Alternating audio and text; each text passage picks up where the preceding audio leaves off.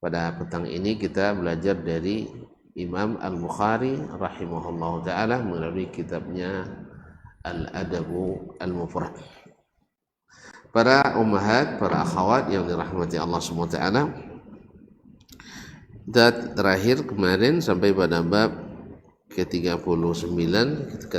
Sekarang kita sambung pada bab yang keempat, bab 38, masuk pada bab yang ke-39. Qala rahimahullah ta'ala, bab hal yaqulul maula inni min bani fulan. Hal yaqulu al maula inni min bani fulan. Al maula dalam bahasa Arab itu di di kalimat al wala. Al wala itu adalah loyalitas dan afiliasi, yaitu mencintai dan menisbatkan diri. Ini diitlaqkan, digunakan untuk para hamba-hamba sahaya yang dimerdekakan,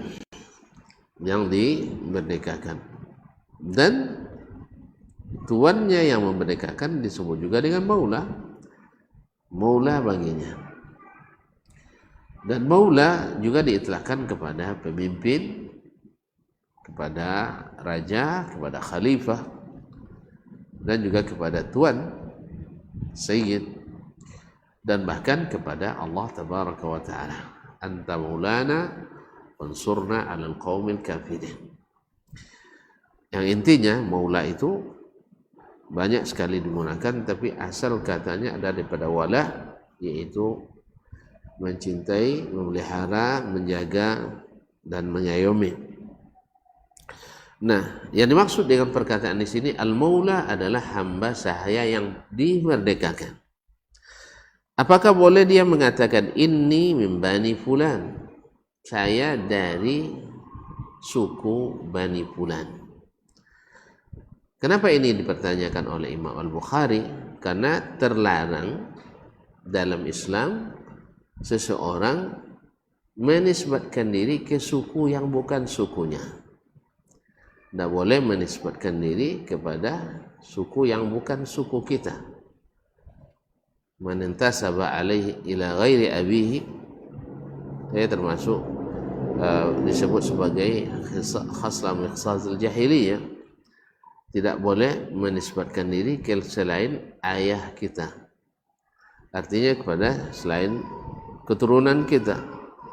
Makanya perempuan kalau menikah tidak boleh menyebutkan nama suaminya di depan namanya, tapi dia tetap meletakkan nama orang tuanya. Misalnya Asma, kalau bapaknya Abdullah berarti Asma bintu Abdullah atau bintu Abdillah. Tidak disebutkan nama suaminya, misal nama suami Abdurrahman, Asma Abdurrahman, tidak, dia tetap Asma Abdullah. Nah, makanya dipertanyakan di sini, apakah seorang maula, seorang yang hamba sahaya yang asalnya hamba dimerdekakan, boleh nggak dia menisbatkan diri kepada suku tuannya? Kenapa ini ditanyakan? Karena seorang hamba saya yang dimerdekakan biasanya disebut dengan dinisbatkan kepada suku orang yang memerdekakannya. Misalnya bila yang memerdekakannya adalah orang Quraisy, maka disebut al-Qurasyiyu maulahum. Al-Qurasyiyu maulahum. Atau misalnya dari Bani Adi, al-Adawi maulahum, dan seterusnya. Tapi apakah boleh secara mutlak dia bilang saya dari suku itu, dari anak Adawi, anak Quraisy? Boleh apa tidak? Maka di sini Imam Al-Bukhari seolah-olah mengingkari itu, mengingkari menisbatkan diri tanpa secara mutlak, tapi harus menyebutkan maula supaya dibedakan mana yang asli dari suku itu, mana yang berafiliasi kemudian karena dia dimerdekakan. Pada asalnya dia bukan suku itu. supaya tidak terlanggar larangan menisbatkan diri kepada bukan asal muasal keturunan kita. Qala hadatsana Musa bin Ismail, telah menceritakan kepada kami Musa ibn Ismail Abu Salama At-Tabuzaki Al-Minqari. Qala hadatsana Abdul Wahid ibn Ziyad, telah menceritakan kepada kami Abdul Wahid bin Ziyad Al-Kufi. Qala hadatsana Wa'il ibn Dawud Al-Laitsi, telah menceritakan kepada kami Wa'il ibn Dawud Al-Laitsi. Qala hadatsana Abdurrahman ibn Habib, telah menceritakan kepada kami Abdurrahman ibn Habib. Ini Abdurrahman ibn Habib tidak dikenali atau majhul, sehingga di sini sanad ini dinaibkan dari sisi ini. Qala li Abdullah ibn Umar, berkata kepadaku Abdullah ibn Umar radhiyallahu taala anhuma, mimman anta, kamu dari suku apa? Mimman anta, kamu dari suku mana? Qultu min Bani Tamim, saya dari suku Bani atau dari suku Tamim. Qala min anfusihim aw min mawalihim, kamu aslinya Tamim atau hanya berafiliasi kepada Bani Tamim, artinya dari mantan budaknya. Qultu min mawalihim, saya dari mawalinya, yaitu dari mantan budaknya. Qala fahalla qulta min mawalihim idzan, kalau begitu kenapa tidak kau katakan saja dari maula Bani Tamim? Dari awal jawabannya bukan dari Bani Tamim, tapi ana min Bani Tamim maulahum, atau ana maula Bani Tamim, ana maula Bani Tamim. Ya, saya dari maula Bani Tamim, bukan orang Bani Tamim. Kaum muslimin dan muslimat dirahmati Allah Subhanahu wa taala, karena ini akan berkaitan juga dengan masalah nasab. Nah, berkaitan dengan masalah nasab.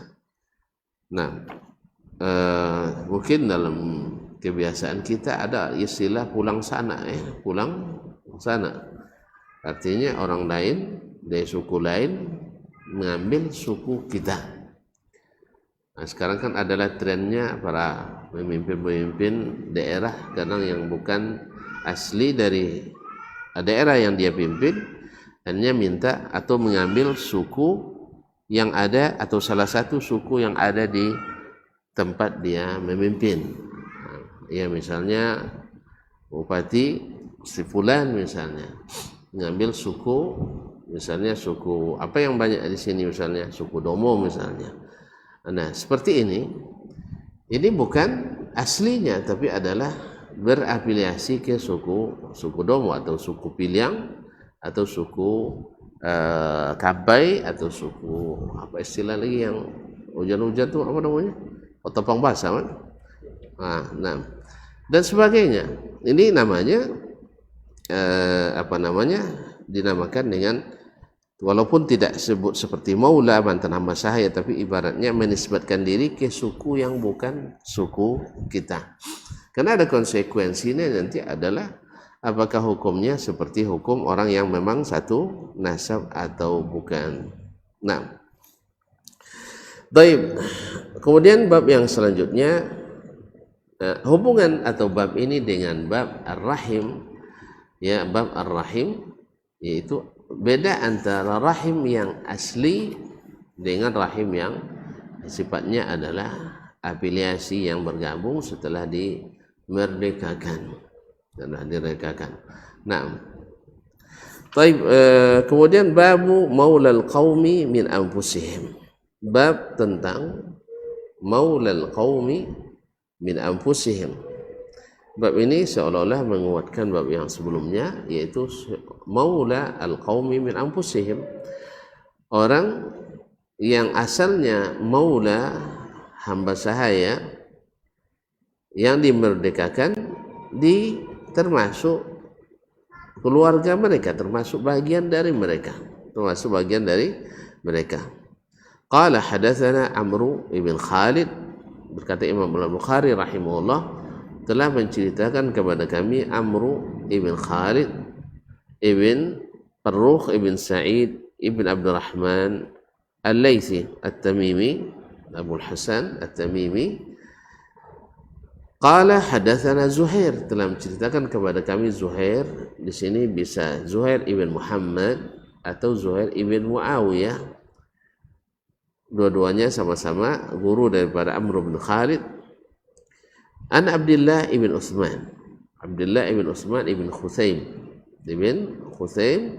qala, dia berkata, akhbarani Ismail ibn Ubaid, itu Ismail ibn Ubaid ibn Rifa'ah ibn Khadij Al-Ansari, an abihi, dari bapaknya yaitu Ubaid ibn Rifa'ah, an Rifa'ah ibn Rafi', dari Rifa'ah ibn Rafi' Al-Ansari radhiyallahu ta'ala anna Nabiy sallallahu alaihi wasallam, wa Nabi sallallahu alaihi wasallam qala li Umar radhiyallahu anhu, Nabi sallallahu alaihi wasallam berkata kepada Umar, yaitu Umar bin Khattab radhiyallahu anhu, ijma' li qaumak, kumpulkan untukku semua kaummu, artinya semua yang dari Bani Adi, karena Umar dari Bani Adi, Naam, Al-Adawi. Fajama'ahum, lalu Umar mengumpulkan mereka. Falamma hadaru baban Nabi sallallahu alaihi wasallam, dakhala alaihi Umar. Tatkala mereka sudah hadir di depan pintu Nabi alaihi salatu wassalam, Umar masuk ke rumah Nabi alaihi salatu wassalam. Faqala, lalu dia berkata, qad jama'tu laka qaumi, saya sudah mengumpulkan keluargaku, kaumku di depanmu. Fasami'a dzalikal ansar, nah hal itu didengar oleh orang-orang Ansar. Faqalu, lalu mereka berkata, qad nazala fi Quraisyin wahyu, ini tak barangkali telah turun wahyu kepada orang Quraisy. Faja'al mustami' wan nadhir ma yuqalu lahum, sehingga ada yang datang mendengarkan dan memperhatikan apa yang dikatakan kepada mereka.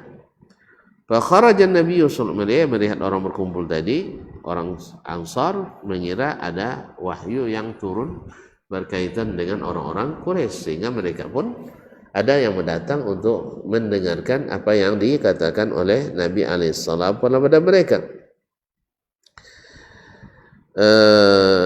Fa kharaja an-nabiy sallallahu alaihi wasallam, lalu Nabi sallallahu alaihi wasallam keluar menemui mereka. Faqama baina adhurihim, lalu beliau berdiri di depan mereka. Faqala, lalu bertanya, hal fikum min ghairikum, ada enggak selain dari Bani Adi yang berkumpul hari ini? Qalu na'am, mereka menjawab ada.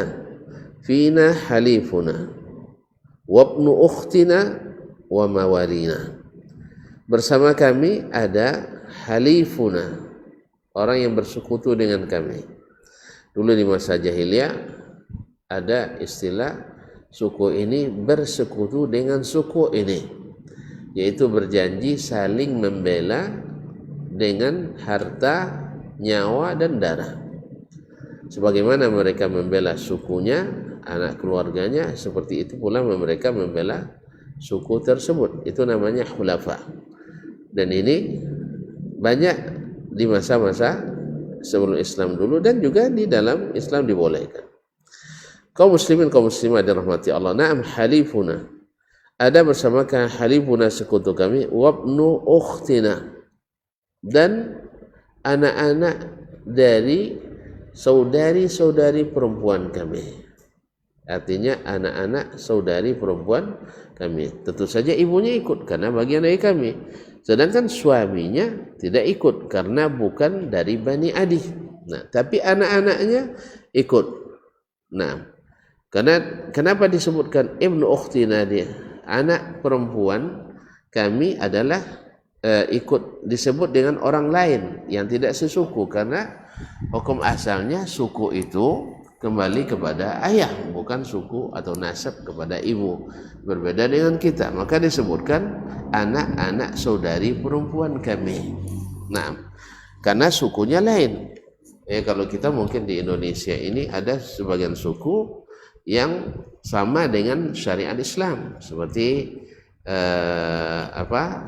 yang bermarga. Kalau orang Tapanuli biasanya anak-anak pasti membawa nama suku ayahnya, bukan suku emaknya.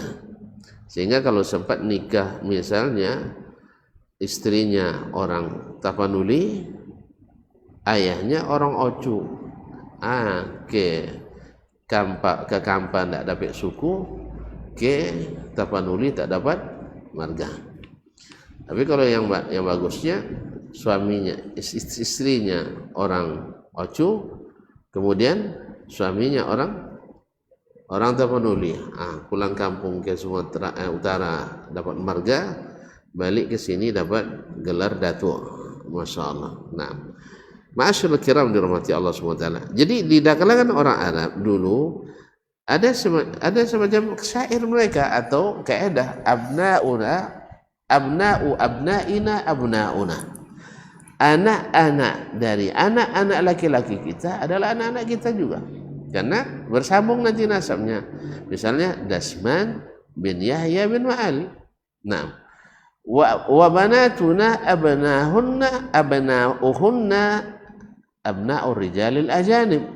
Sedangkan anak-anak perempuan kita, keturunan mereka adalah anak dari laki-laki lain, karena dia membawa nisbat. Misalnya Bani Tamim atau seorang wanita Tamim bila menikah misalnya dengan wanita dari dengan laki-laki dari Bani Adi, anak-anak yang lahir nanti nisbatnya Adawi, bukan Tamimi.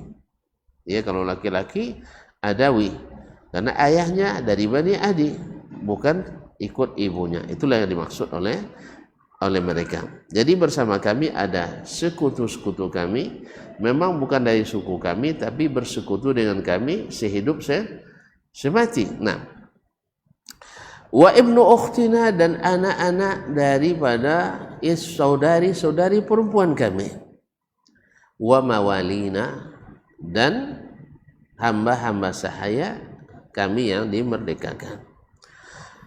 Qala Nabi sallallahu alaihi wasallam, halifuna minna. Ini Nabi mensahkan bahwa sekutu kita bagian dari kita, karena memang seperti apa dia sukunya, seperti itu dia membela suku itu. Dulu kan orang-orang dulu, ya boleh dikatakan semuanya saling bermusuhan. Akhirnya supaya mereka punya kekuatan, jangan sendirian, sehingga mereka menjalin persekutuan-persekutuan supaya orang tidak sembarangan menyerang mereka atau menzalimi mereka. Dan kadang-kadang antara lawan ini dengan lawan ini juga saling bersekutu. Akhirnya dengan itu mereka bisa diredam permusuhannya.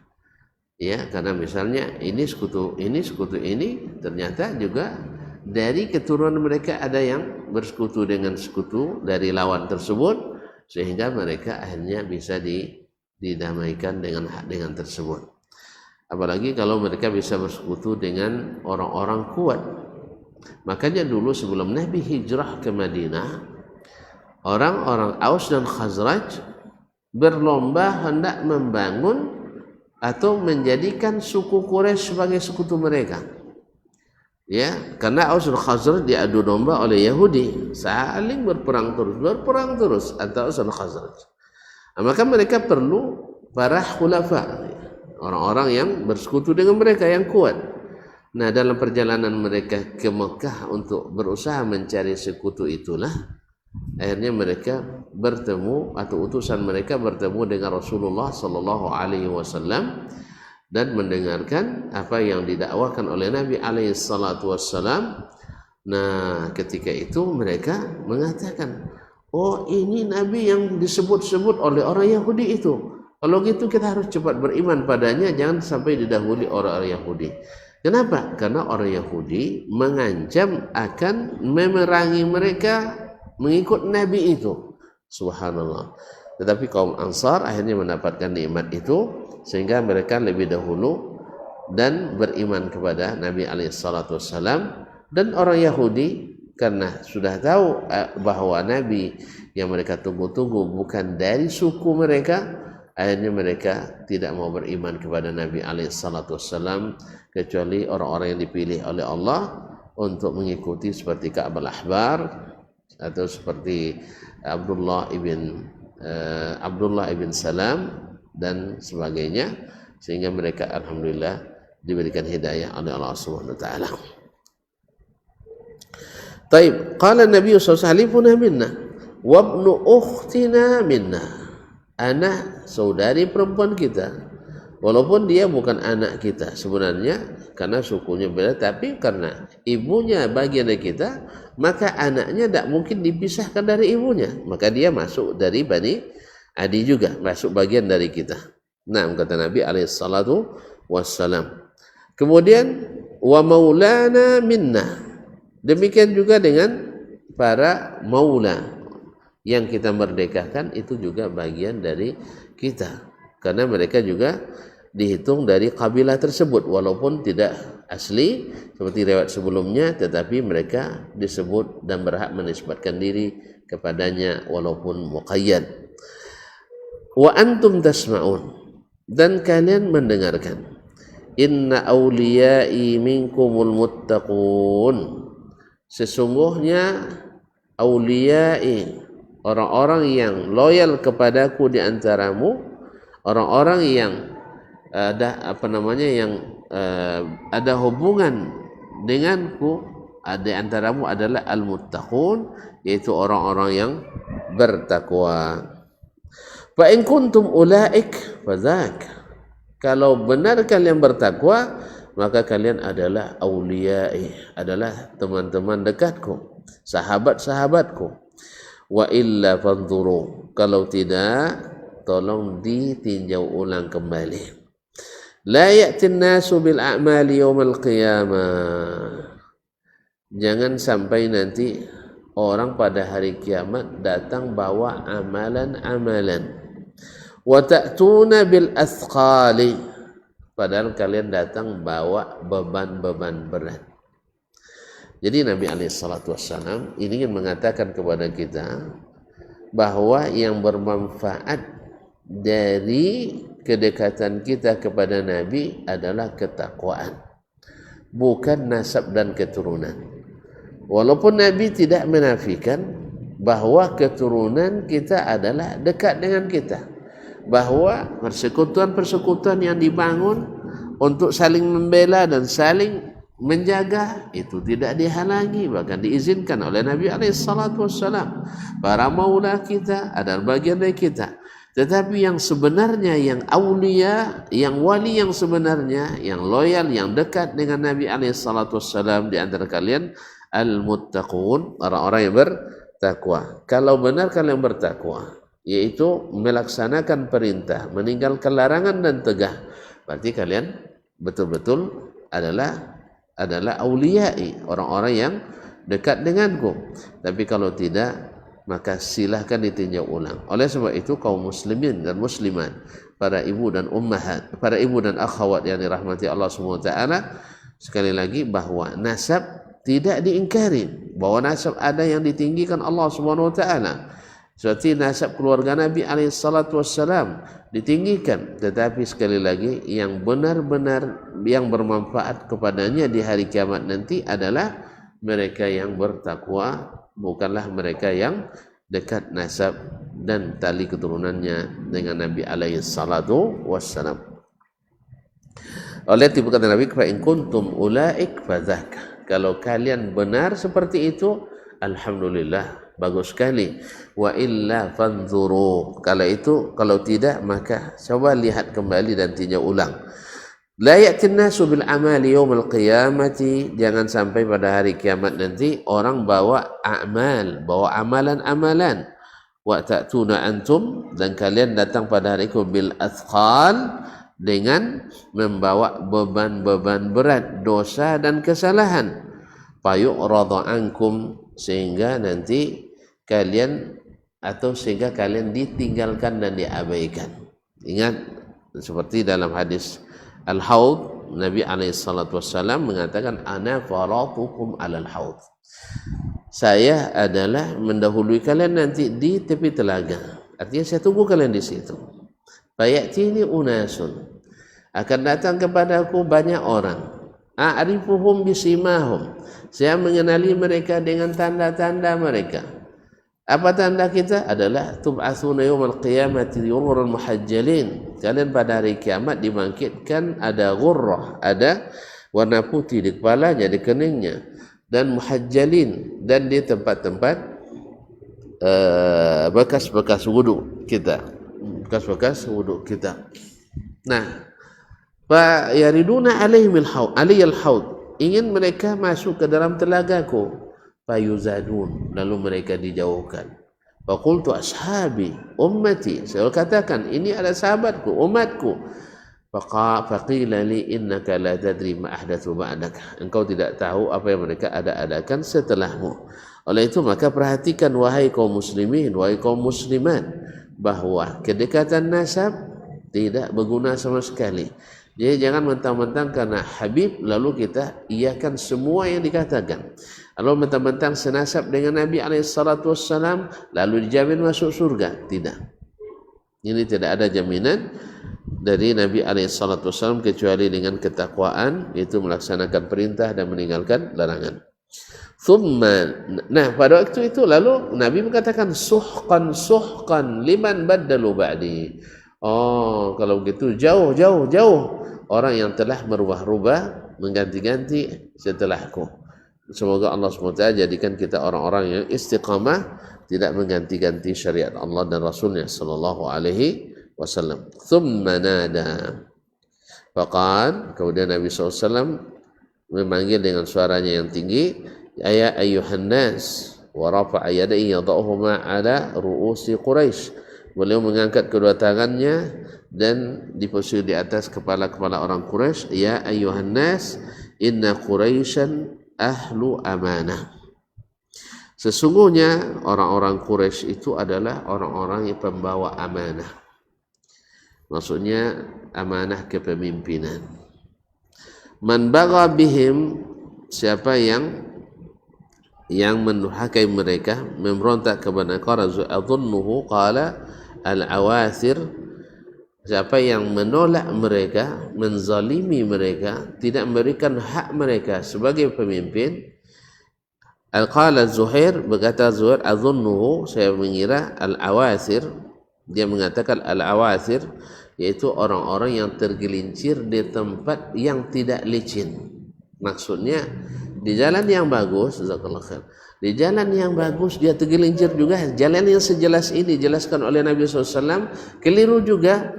Maka kata Nabi SAW, kabbahullahu limin kharaihi, Allah akan telungkupkan dia di atas mukanya atau di atas dua hidungnya. Yaqulu zalika thalatha marrat, Nabi mengatakan itu 3 kali. Siapa yang tidak memberikan hak ini kepada mereka, menghalangi hak ini dari mereka sebagai pemimpin, maka Allah akan telungkupkan dia atau tarik dia di atas min kharaihi, di atas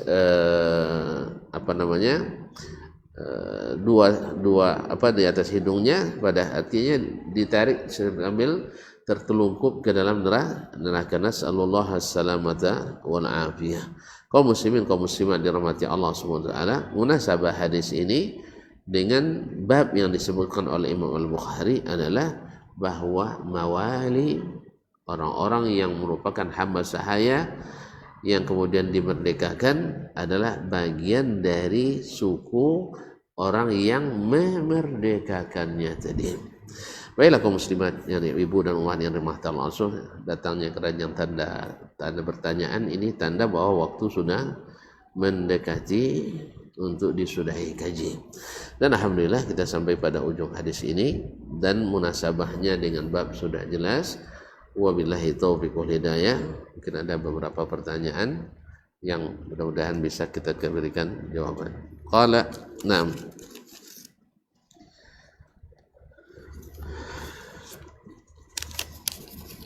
Baik. Pertanyaan pertama, Assalamualaikum Ustaz. Waalaikumsalam warahmatullahi wabarakatuh. Apa yang harus diperbuat oleh orang tua angkat yang telah menisbatkan kepada orang tua angkat yang telah menisbatkan kepada orang tua angkatnya. Ini sudah berlalu belasan tahun, dan di masa waktu menisbatkan dahulu orang tua angkat anak ini belum mengenal sunnah, belum tahu dengan hukum ini. Ya, kalau orang yang tidak tahu, Rabbana la tu'akhizna in nasina wa akhtana. Ya Allah, jangan engkau beri kami dosa sesuatu yang bila kami salah atau kami tidak tahu atau kami lupa. Dan ini termasuk hukum orang yang tidak tahu. Maka dia bertobat dan setelah itu dia merubah panggilannya. Dia merubah panggilannya, tidak lagi menisbatkan anak angkatnya kepada dirinya. Wallahu a'lam. Itu sangat mudah. Itu sangat mudah insyaallah taala. Kemudian Assalamualaikum warahmatullahi wabarakatuh. Pertanyaan yang saya ajukan di luar topik yang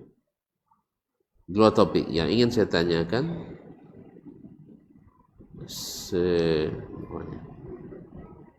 Tulisannya cantik tapi susah dibaca ya.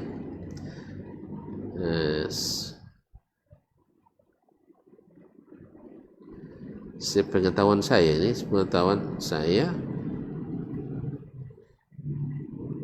mengambil uang orang tua saya yang dipercayakan kepadanya.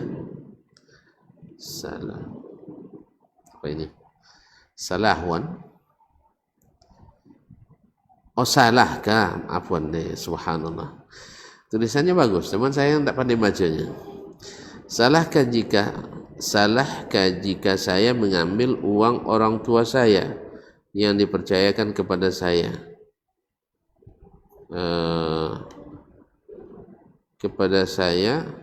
Untuk dipegang. Saya sedekahkan kepada keluarga terdekat tanpa sepengetahuan mereka.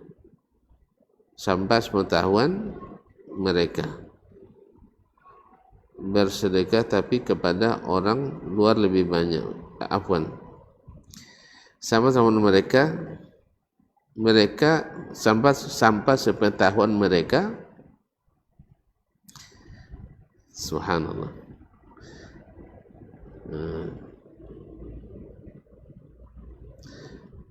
Mereka bersedekah, mereka selalu atau terus apa nih? Bersedekah tapi kepada orang luar lebih banyak, Ustaz. Taib, kalau kita, amanah itu adalah amanah, tidak boleh dikhianati, apalagi amanah orang tua kita. Kalau amanahnya untuk dipegang, maka kita tidak diberikan izin untuk melakukan apapun tindakan, maka tidak diharam, tidak dibolehkan. Berbeda dengan orang tua terhadap harta anaknya. Orang tua terhadap hartanya Nabi berikan kebebasan. Anta wa maluka li abik. Ya, hartamu dan dirimu milik ayahmu. Tapi kalau seandainya untuk sedangkan anak terhadap harta orang tua, saya tidak tahu hukumnya, tidak bisa disamakan. Maka oleh sebab itu jangan sekali-kali menggunakan kecuali atas izin mereka. Wallahu taala alam.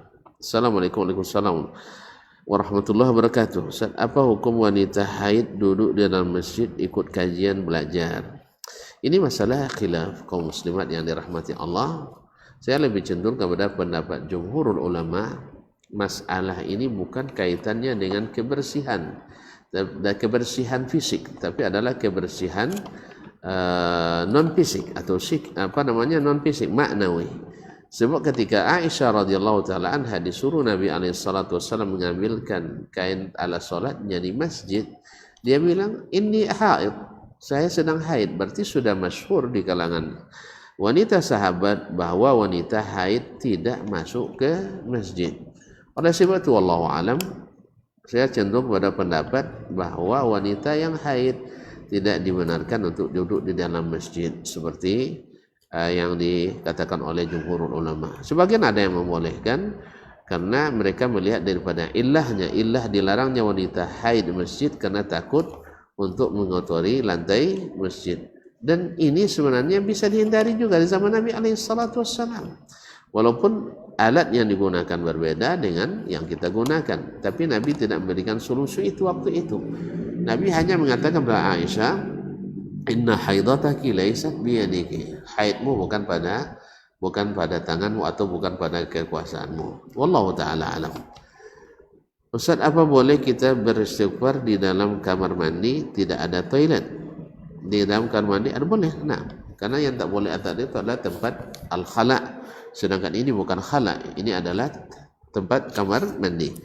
Jadi kalau tidak ada toiletnya, maka boleh kita beristighfar, boleh berzikir dalamnya, tidak apa-apa. Wallahu ta'ala alam.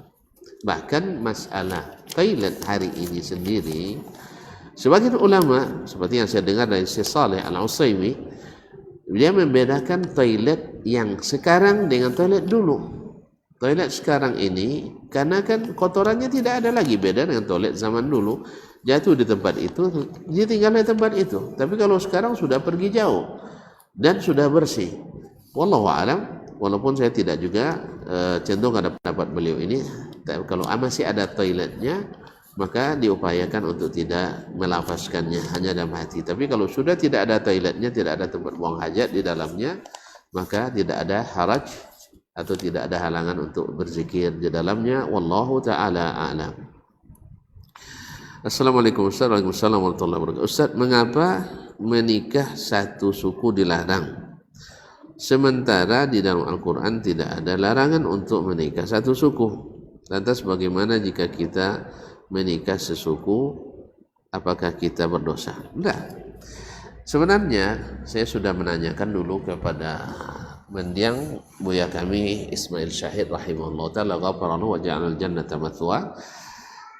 Beliau menjawab waktu itu, dulu wahai Anda, katanya, orang-orang sesuku itu mereka tinggal di rumah besar, artinya serumah mereka satu suku itu, sehingga mudah untuk menghindari kalau ada orang lain yang hendak atau menyerang. Karena dulu maklumlah di masa-masa dulu orang serba belum ada negara seperti sekarang, hanya suku-suku yang ada. Jadi mereka ibu-ibu yang menyusu atau yang memiliki bayi, kadang-kadang mereka tanpa mempedulikan apa bayi sendiri atau bukan, mereka susukan di antara mereka, sehingga mereka sulit untuk membedakan mana yang sepersusuan, mana yang bukan. Dari situlah berangkat istilah tidak boleh menikah dengan orang yang sesuku. Tapi kalau zaman sekarang tidak, zaman sekarang sudah bisa kita membedakan mana yang sepersusuan, mana yang bukan, sehingga tidak ada lagi khawatiran untuk menikah dengan sepersusuan kita. Wallahu ta'ala alam.